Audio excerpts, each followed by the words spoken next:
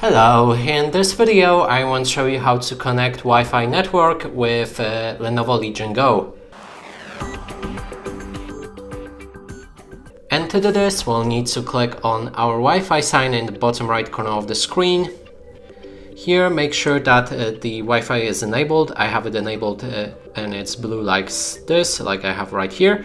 Now click on the arrow next to it and that way you should see all of the networks that are available. You can click on one of the networks that you will want to connect with and also enable or disable to connect with that automatically.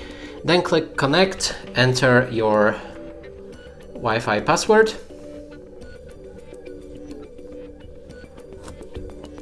Select next.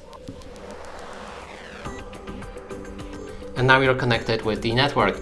And that's it for this video. Hope you like it. Please consider subscribing to our channel, leave a like and a comment below.